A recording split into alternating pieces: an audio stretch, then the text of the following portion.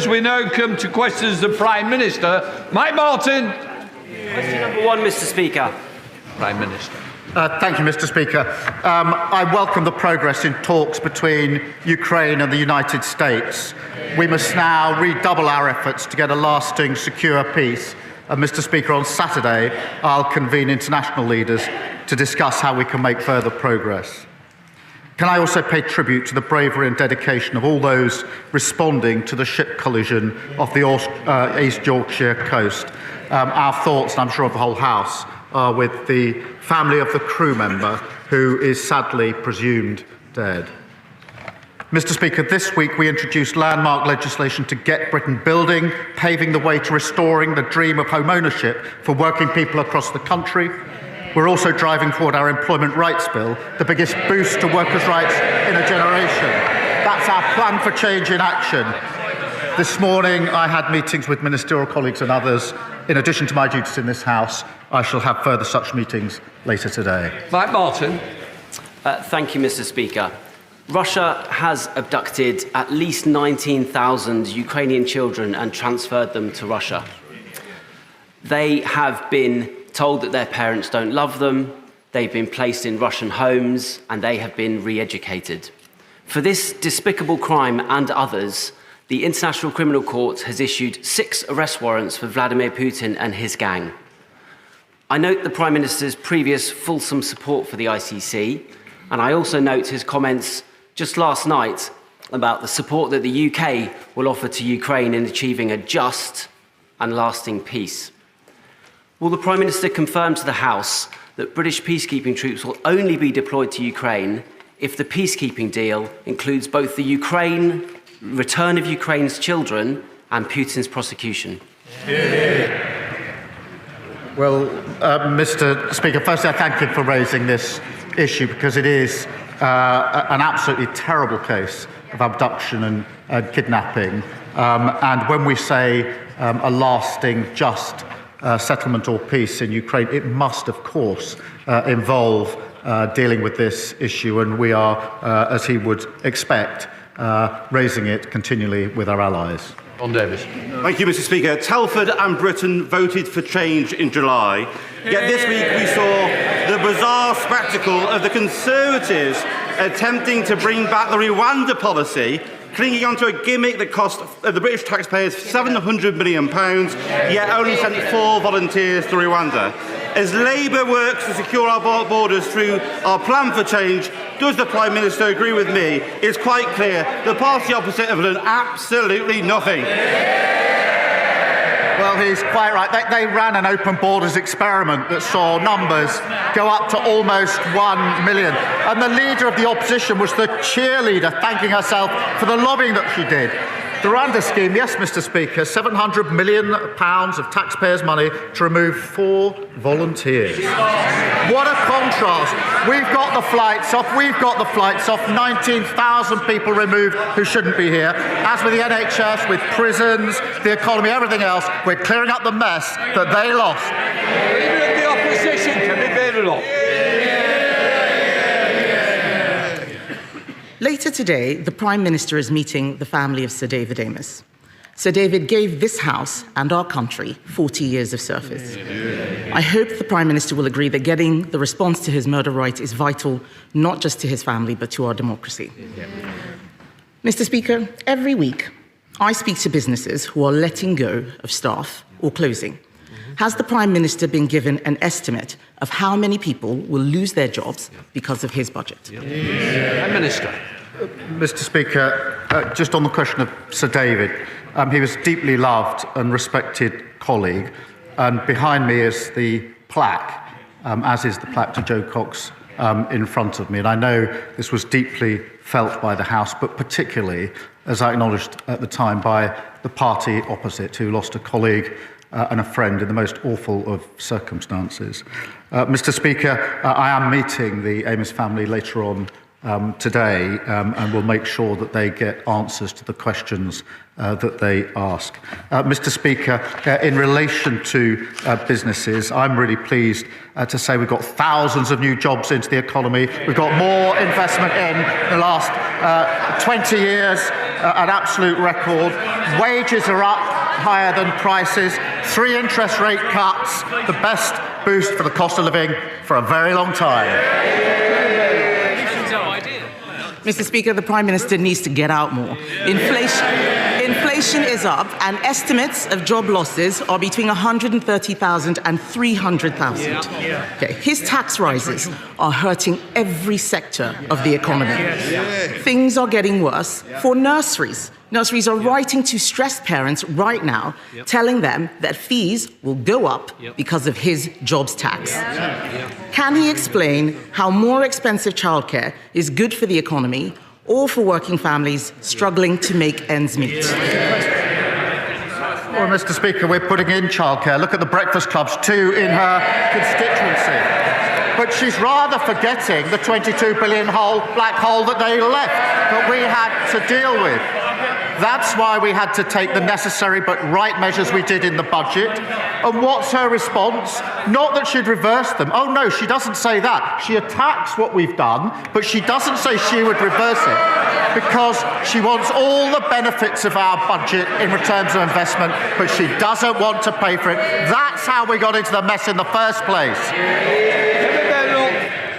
Mr. Speaker, the Prime Minister is out of touch because he should know that nurseries are charging over £2,000 for full-time care. That's £24,000 a year after tax, and he's talking about 60p breakfast clubs. He has no idea what people out there are experiencing, and it is not just the families. Even councils must pay his jobs tax. To cope with it, the average council tax bill is increasing by over £100 in April, after he promised to freeze it. Hard-working families' money is going to the Chancellor instead of social care and fixing potholes. Why should these families pay more for less? Well, she really shouldn't denigrate what she calls, I think, 60p breakfast clubs. She should be welcoming them. And she asked about council tax, Mr. Speaker. The Tories put up council tax every year for 12 years. Their manifesto, Tory LGA manifesto, government should remove the caps on council tax. And then Hampshire Council, Tory, wanted a 15% increase. We said no. Slough Council, again, Mr. Speaker, Tory, wanted 3%. We said no. Windsor and Maidenhead, Tory, now Lib Dem, wanted 25%. We said no. We're the ones that are doing the right things to get this country on the right track. Mr. Speaker, the point is he promised to freeze, and they are going up. And if he wants to talk about councils, let's look at Liverpool or maybe Birmingham, where the rubbish is piling up so high, people vote Labour and all they get is trash, just like what he's saying at the dispatch box.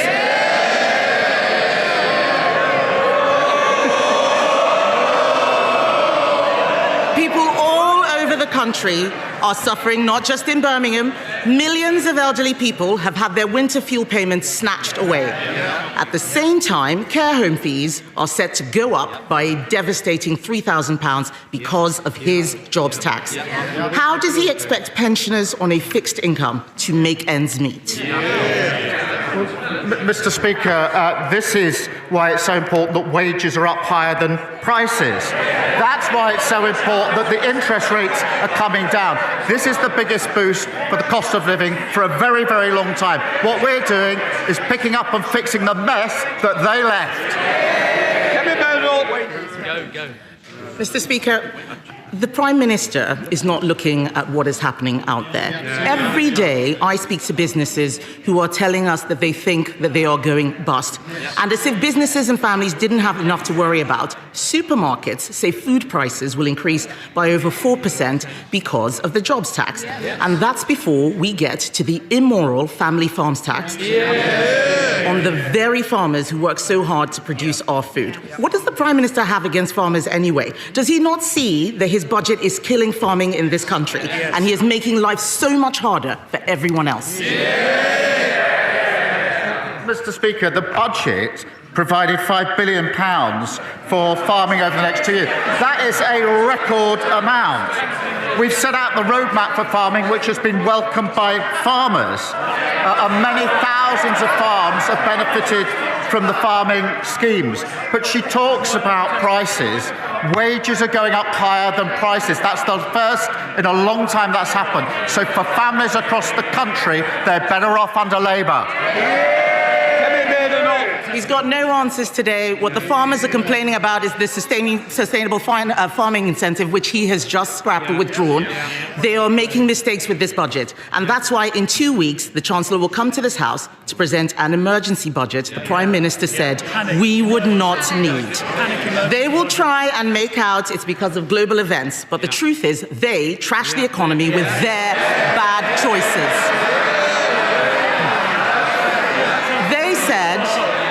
They said they'd look after pensioners. Then they snatched winter fuel payments. They said that they would be pro-business, but they hiked taxes on jobs. And he, Mr. Speaker, he promised to freeze council tax, but it's going up by £100. This is a high-tax, low-growth, job-killing government. Will he use the emergency budget to fix the mess he's made? Mr. Speaker, inflation under them, 11%, £22 billion black hole, a mini-budget that made us the laughing stock of the world, and they want to give lectures on the economy to us. No, thank you very much. Thank you, Mr. Speaker. With 1 in 8 young people across the country not in education, employment or training, people in rugby are worried about a wasted generation. Too many people with disabilities and health conditions are not getting the help that they need to get into work. So will the Prime Minister set out how this government will give everyone who is able to work the support they need, provide compassion to those who can't work, and fix the broken welfare system left behind by, you guessed it, the Conservatives? I thank him for raising this issue. Mr. Speaker, I come from a family that dealt with disability through my mother and brother over many years, so I do understand the concerns that have been raised by him. But we inherited a system which is broken, it is indefensible economically and morally, and we must and we will reform it. We will have clear principles, Mr. Speaker. We will protect those who need protecting. We will also support those who can work back to work. But Labour is the party of work. We are also the party of equality and fairness. Leader of the Liberal Democrats, Sir Ed Davey. Thank you, Mr. Speaker. I'd like to begin by giving a shout out for Young Carers Action Day today, but I promise the House I will not sing.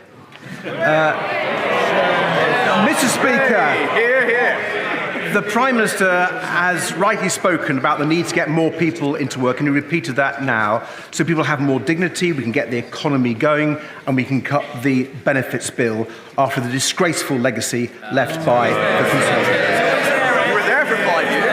But does the Prime Minister recognise that for many disabled people, the best way to help them into work is to support them properly with more special equipment, with training, with better healthcare and so on? And will he also today calm anxieties that he himself has raised for many of us, that the disability benefits for people who simply cannot work will not be cut? Mr. Speaker, we will, of course, as I've just said, the principles, we will, of course, support those who need support, but also help those who can work into work. They'll be the guiding principles. But what we've inherited is shocking, and they ought to be silent. 1 in 8 young people not in education, work, or training. That is a lost generation. That is their inheritance. They've got plenty to say now. They did nothing for 14 years and left this in terrible inheritance. And Davey. Mr. Speaker, turning to international issues, can I congratulate the Prime Minister on helping to secure the restoration of US military and intelligence support for Ukraine? but can I press him on progress to persuade President Trump against damaging metal tariffs already hitting British industry? The Prime Minister knows that we on these benches believe he must be more robust with President Trump, like the Europeans and like the Canadians. So will the Prime Minister fly out to Canada as soon as possible to show their new Prime Minister and the Canadian people that Britain stands with its Commonwealth allies against Trump's threats and against Trump's tariffs? Well, Canada is an ally and a very important ally too, and I've spoken to our allies on many occasions about the situation in Canada. On the question of tariffs, obviously, like everybody else, I'm disappointed to see global tariffs in relation to steel and aluminium. But we will take a pragmatic approach. We are, as he knows, negotiating an economic deal which covers and will include tariffs if we succeed, but we will keep all options on the table. Claire Hannah. Hi, Ila Fadra, Conadív, August, Shock na Gilga, Fosta, Desh Con Changa, August, our culture, Kellaroo, or Fodandone. Happy St. Patrick's Day, everybody, and happy Irish Language Week as well, an opportunity to use Irish language and culture across the world. It's an increasingly turbulent world, Prime Minister, with relationships and norms turned upside down over recent weeks, and that's why I congratulate the Prime Minister and the Taoiseach for re-establishing warm and firm relationships at their summit last week, and it's reassuring for all of us to know that whatever our constitutional future, that bond is lasting and refreshed. Will the Prime Minister join me in wishing a happy St. Patrick's Day to all who value our shared bonds, and can I take this opportunity to invite him to Belfast in August 2027, which was announced this week as the host of the Fleadh na HÉireann for the first time. Well, can I join her in wishing everybody celebrating a very happy St. Patrick's Day? Mr. Speaker, she's right. We need a strong and settled relationship between the United Kingdom and Ireland, and the need for that has never been greater, which is why I was delighted to host the Taoiseach in Liverpool last week at our first annual UK-Ireland Summit. We've turned the page, started a new era for our relationship with Ireland, and I'd be very happy to go to Belfast in 2027. I want to go much sooner than that. Andrew Stowe.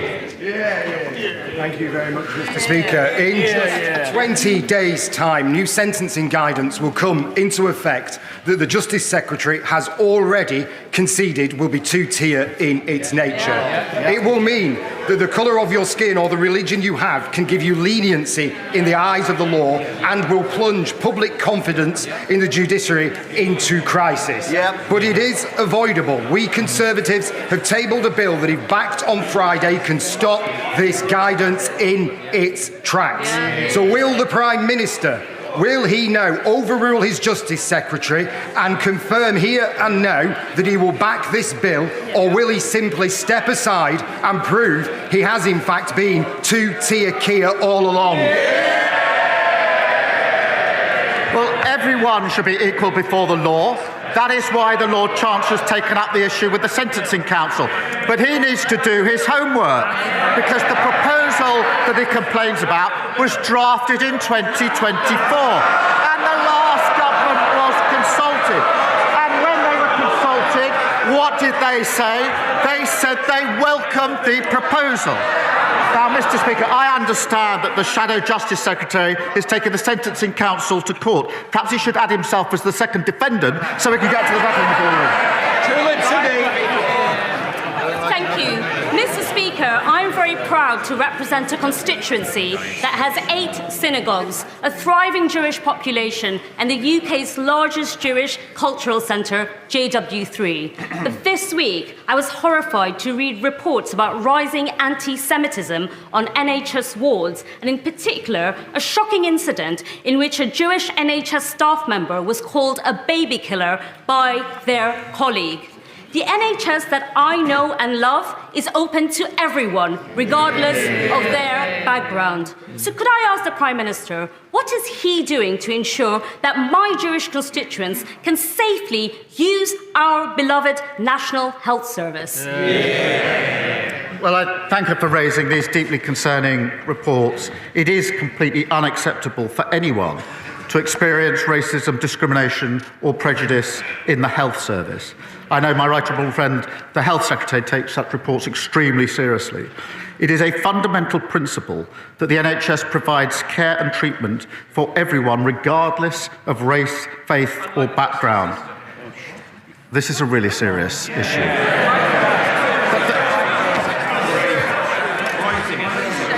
You've let yourself down, you know it. I expect all trusts and healthcare providers to take necessary action against any staff who've expressed views that do not reflect the views and values of the NHS. Dave Dugan, a closed question. Question 9, Mr Speaker.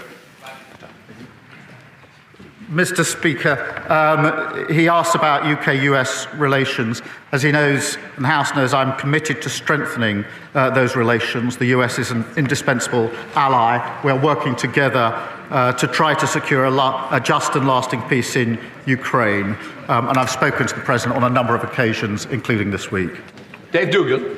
I agree with the Prime Minister in those sentiments. The ceasefire negotiations this week are a cause for great optimism, and I welcome the efforts that the Prime Minister's National Security Advisor, Jonathan Powell, had done in leading that priority.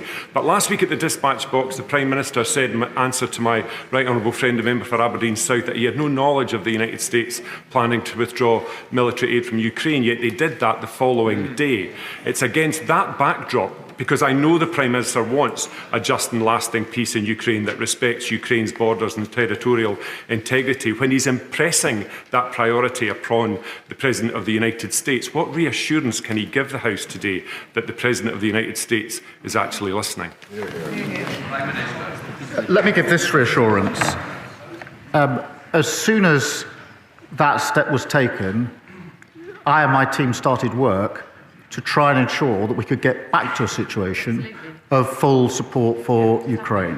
I won't detail everything that was involved over the last week. I can assure him and the House a huge amount of hard work, discussions and diplomacy was used with all of our allies and others to ensure that we could get yesterday to go as well as we hoped it would. I am pleased that we made progress. I think that's very important for Ukraine, and I'm extremely pleased that support has been put in, backed by the US, for Ukraine. So that's what I did once I understood what had happened. I'm pleased with where we've got to, but as ever, we must go further. Richard Bergen. Thank you, Mr Speaker. Disabled people in my constituency are frightened. And they're frightened because they're again hearing politicians use the language of tough choices. And they know from bitter experience that when politicians talk about tough choices, it means the easy option of making the poor and vulnerable pay. So instead of cutting benefits for disabled people, wouldn't the moral thing to do, the courageous thing to do, be to make a real tough choice and introduce a wealth tax on the very wealthiest people in our society? Well, Mr Speaker, the party opposite left a broken welfare system which locks millions out of work. That is indefensible, in my view, economically and morally. Of course, we need to support people who need support. We need to help those who want to work to get back into work, and I think there's a moral imperative in that. He talks about a wealth tax. We have raised money, the energy profits levy, taxing non-doms and air passenger duty on private jets. But this isn't a bottomless pit, and we must kick-start growth to get the economic stability that we need. Sir Geoffrey Clifton-Brown. Most people would accept that we need more housing in this country, yet so often it's not accompanied by the necessary infrastructure. In my own constituency, thousands of houses are proposed, yet without the 250 million to upgrade junction 12 of the M5, the inspector is likely to rule our plan unsound. So will the Prime Minister use his upcoming planning and infrastructure bill to see how developer and landowner contributions can more effectively build this vitally needed infrastructure which would benefit communities up and down the country? Well, he's right. We have to get the houses built that we need in his constituency and elsewhere, something that the party opposite failed to do. That's why we've introduced the infrastructure bill, which I think he welcomes. And that bill will get Britain building so we can deliver on those 1.5 million new homes through our plan for change. In relation to the particular issue he raises, I know that he and my honourable friend, the member for Stroud, have been working together to try to resolve this issue as I understand it. And I'm happy to ensure he gets a meeting with the relevant minister if that would help in taking it further. Sure, Jean Joseph. Thank you, Mr. Speaker. Can I commend this Labour government's landmark reforms to get Britain building through our plan for change? Yes. I look forward to working with ministers to ensure developers deliver on what they promise to local residents so that new homes also have access to roads, GP surgeries and dentists and don't create an extra burden on hospitals like the William Harvey Hospital in my Ashford constituency. What is the Prime Minister's message to the blockers standing in the way of the homes and vital infrastructure our country needs? Well, he's a dedicated campaigner for his constituents. Well, we know who's been standing in the way for the past 14 years. It's the party opposite. And they've learned absolutely nothing. The leader of the opposition claims that she's never opposed growth or development. That's not what she's telling her constituents, Mr. Speaker. Only last month she wrote in her newsletter that she'll keep working with Conservative colleagues to block a vital energy infrastructure project in her own backyard. She's not alone. The Shadow Foreign Secretary, Shadow Defence Secretary, Shadow DEFRA, they're all at it. What a bunch of blockers. Sir Ashley Fox. Mr. Speaker, the Employment Rights Bill will grant union equality representatives the right to paid time off work. It does. Will the Prime Minister grant special constables the right to take unpaid leave to perform their duties? I'm grateful to him for raising the question of special constables who play a very important role in our communities and keeping us safe. The numbers of special constables dropped under the last government. We support the existing employer-supported policing scheme and will support our special constables, but they dropped under the last government. Andy MacDonald. Thank you, Mr. Speaker. Long time. I recently visited Middlesbrough's James Cook University Hospital and learned of the brilliant work in the neurosciences department for the survivors of stroke, brain and spinal injuries and many others. But it only has 18 rehabilitation beds to serve a population of some 1.4 million people, whereas the guidelines say it needs 80 beds. Meaning that patients in the Tees Valley do not get the rehabilitation they need. So will the government remedy the position by ensuring that resources are allocated to meet the ambition to develop a world-class new rehabilitation centre to serve the Tees Valley and beyond? Well, I thank him for his question. It is important to hear about the important work that James Cook Hospital is doing in his constituency. We are investing £350,000 in research on interventions which support people with functional neurological disorders to rehabilitate them within the community. And of course, our plan for change invested £25 billion to cut waiting lists, speed up treatment and shift more care into the community. In relation to the hospital, I'll make sure he gets a meeting with the Minister to see what further can be done. Sir John Whittingdale. Will the Prime Minister look at the case of my constituents, Mr. and Mrs. Adrian Fenton, who returned home from visiting France in their motorhome to discover an illegal immigrant concealed in the bike rack? They reported it immediately to the police, only to receive a fine from the Border Force of £1,500. Will he agree that my constituents ought to be thanked rather than punished? And does he accept that this action will send a message to deter anybody from acting responsibly in the future? Can I thank him for raising this important case on behalf of his constituents? I've seen some of the details and I am concerned about it, and I do think it's important, as he says, that the Home Office look into it, and therefore we will do so, and I'll make sure that he is updated in relation to that in due course. Richard Dowd. Thank you, Mr. Speaker. Veterans in Sefton, one of the many remarkable charities in my constituency, indicate that statistics can only partly measure the price paid by servicemen and women Incidents of broken marriages, suicides, alcoholism, deep depression and homelessness among veterans remain largely unquantified. Given that, will my right honourable friend restate Labour's commitment to providing our veterans the holistic support they need and deserve?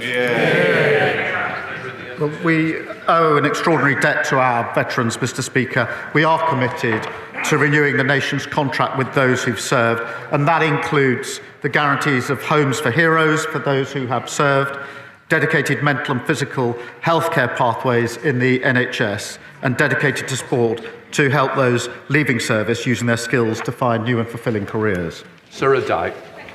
Yesterday, with no notice, DEFRA closed SFI applications, leaving thousands of farmers who want to deliver public goods waiting for a year without support. So can the Prime Minister assure British farmers that they won't be left stranded and able to support environmental and food resilience goals due to lack of government support? Well, Mr. Speaker, as she knows, the SFI schemes have operated to provide quite considerable support so far. There have been a number of schemes. They've closed in the past, and then a new scheme has been put in place. They were closed in 2022 and 2023 by the party opposite without the 6 weeks' notice. But we do support farmers. We will be putting forward more details at the spending review. But the difference, Mr. Speaker, in this government is we're funding the farmers. They failed to spend the budget. Sultana. Thank you, Mr. Speaker. In October 2023, in an interview with LBC, the Prime Minister said, and I quote, "I think Israel does have that right," when asked if cutting off power and water to Gaza was appropriate. For 11 days now, Israel has blocked the entry of vital goods and aid into Gaza, subjecting over 2 million people to collective punishment and starvation. Israel's decision to also cut off electricity to a plant supplying drinking water to 500,000 people is yet another blatant violation of international law and further evidence of genocide against the Palestinian people. In light of these facts, does the Prime Minister still maintain that Israel is not committing genocide? Look, I'm really appalled by Israel blocking aid when it is needed at greater volume and speed than it's ever been needed. Blocking goods and supplies and power entering Gaza risks breaching international humanitarian law, and it shouldn't be happening. And we are doing everything we can to alleviate that situation. Sir Julian Lewis. Thank you, Mr. Speaker. In his extremely important upcoming discussions with other nations about Ukraine, will the Prime Minister focus on the fact that it was standard Russian procedure to take over other countries by having bogus elections and installing puppet governments? And will he therefore impress on other colleagues to be very wary of calls to hold elections in Ukraine during a wartime situation, which could result in the subversion and takeover by Russia of the entire country?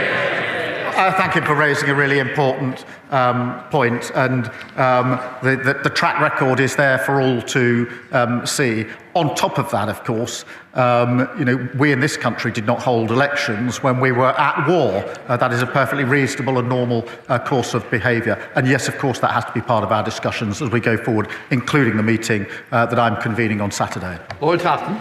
Thank you, Mr. Speaker. South Dorset is ready to play its part, making Britain a clean energy superpower. But after 14 years of Conservative failure, there are many untapped opportunities on our doorstep. Green investment opportunities such as Port Wind, Moor Wind, and a hydrogen storage hub are all coming down the track. So can the Prime Minister reassure my constituents that the government will work with the Crown Court on these projects, invest in key infrastructure, and ensure that South Dorset's green energy potential is hardwired into our plan for change? Well, I thank him. He's absolutely right about making Britain a clean energy superpower. We are committing £2.3 billion to support hydrogen projects, and I recognise the huge potential of South Dorset to become home to a storage hub. We're ensuring public and private investment works together, and that's exactly what the Crown Estate Act does, unlocking significant investment, boosting offshore wind and kick-starting economic growth. Andrew Rossendale. Thank you, Mr. Speaker. As the Leader of the Opposition has already mentioned, later today the Prime Minister will meet the family of our dear late colleague, Sir David Amess, who was so brutally murdered at his constituency surgery 3.5 years ago. I plead with the Prime Minister to reverse the decision to deny the family a public inquiry, despite similar inquiries being held into other tragic instances. So, will he please stop this shameful saga and heed the call of the Amess family for a judge-led public inquiry into David's death and the related failure of the Prevent programme from a heartbroken family? Can I acknowledge just how heartbroken they are? It's difficult to imagine what they've gone through, what they continue to go through. And that's why it's very important that I meet them this afternoon, which I will do, and discuss with them all the questions they want to raise with me. Sir David was a respected and loved a colleague across this House. And as I say, I absolutely understand how his family must feel about the tragic circumstances in which he died and then everything that followed thereafter. Final question, Chris Kane. Thank you, Mr. Speaker. Tomorrow marks 29 years since 16 children and their teacher were murdered at Dunblane Primary School. In recent weeks, my constituents have raised with me the alarming fact that adverts offering handguns for sale are appearing on technology platforms like Google and YouTube. Does the Prime Minister agree with me that technology companies have an obligation to all of us to do everything proactively possible to prevent illegal advertising of this kind and not rely on a reactive, will remove it when it's reported approach, which is simply not good enough? The thoughts, I'm sure, of the whole House are with the victims of the Dunblane massacres 29 years after the tragic event. The Online Safety Act will require online services to proactively remove such content from their platforms and prevent it appearing there in the first place. These duties fully take effect from Monday, and then we'll make sure that all companies meet their obligations. That completes Prime Minister's questions.